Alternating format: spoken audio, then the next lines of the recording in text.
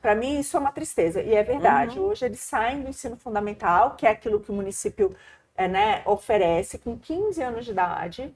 E a gente tem, aqui em São Paulo, a gente tem isso. 10% das crianças que entendem o que é 10%. É pouquíssimo. Minha filha de 7 está aprendendo isso já. Então, é uma tristeza absoluta, né?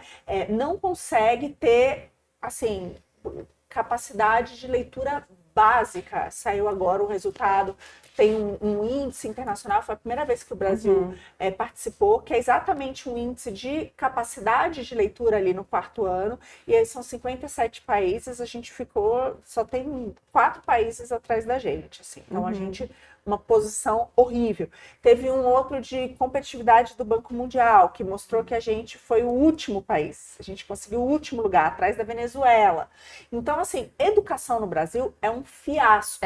E o pior, eu acho que a diferença para os outros países só está aumentando. Ou seja, a gente deixa de ser competitivo no mercado de trabalho. Porque a educação, gente, para mim, a educação foi libertador. Na minha história de vida, educação foi o que permitiu mudar a minha história. Então eu vejo que isso muda as histórias das pessoas. Só que, infelizmente, hoje no Brasil, quando a gente fala de educação, primeiro que a criança não vota.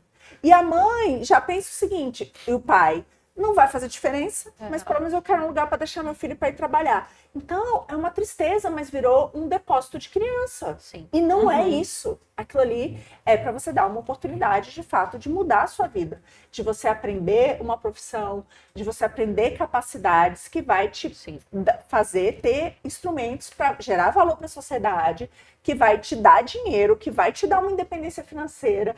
Então, é isso que é o ciclo da educação. Isso foi totalmente subvertido no Brasil. Então, assim, como pode? E a gente gasta muito, a gente gasta mais do que os países da OCDE em relação à nossa renda. É verdade. Para ter um resultado péssimo. Então, vamos falar de São Paulo especificamente. E não usar, né? E não usar, porque ninguém não usa, mas a grande maior parte da população não, ainda utiliza. Então, mas é o que eu tô te falando, que os seus, peraí, desculpa, os seus apoiadores das classes médias também, se tivessem acesso, seria uma maravilha, é isso que eu tô querendo dizer. Mas o ensino é tão ruim que se paga 2 vezes mesmo. O custo de vida da classe média vai ficando cada vez mais alto. Quanto custa, você acha, Ju, uma criança na cidade de São Paulo? Não sei. R$1.500 por mês.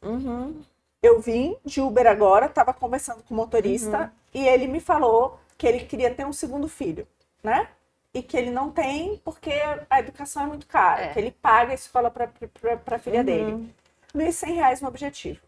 Ou seja, a escola privada do objetivo custa R$1.100. E a gente está falando que o nosso ensino público custa R$1.500. Tá. Então, assim, opções tem. A gente primeiro tem que dar um incentivo correto pro público, pro ensino público, porque não vai ser do dia para a noite que você vai mudar isso. Essa era uma das questões que eu E isso é possível, porque outros municípios têm índices muito melhores do que a gente. São Paulo está numa posição ridícula em frente ao Brasil, né? Que é um absurdo, de novo, sendo uma das maiores arrecadações e com gasto tão alto por aluno.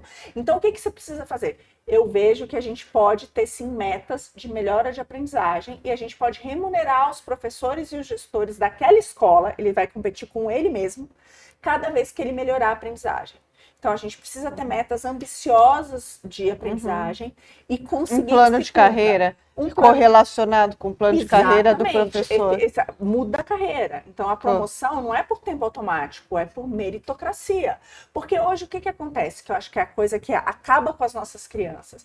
Tem uma ideia de que criança pobre não consegue aprender.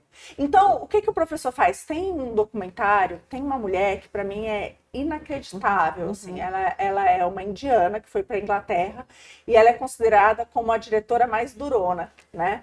E ela mostra o exemplo, ela transformou uma escola na periferia da Inglaterra nas melhores notas.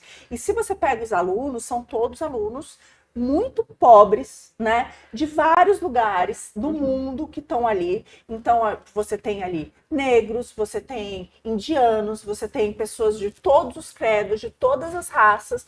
E o que eles estão ali? Por que agora as melhores notas? Entrando nas melhores faculdades. E para ela, qual é o segredo? Altas expectativas. Você mata uma criança quando você tem baixa expectativa sobre ela. Então a gente precisa ter alta expectativa. Por exemplo, a criança vai e conta uma história. Por que você não fez o dever? Não fiz porque eu tive um problema. Tá. E aí você passa a mão na cabeça e diz assim, tudo bem, eu entendo. Na próxima, você acabou com a criança. Aquela ali é a grande oportunidade dela mudar de vida. Então você não pode, você tem que...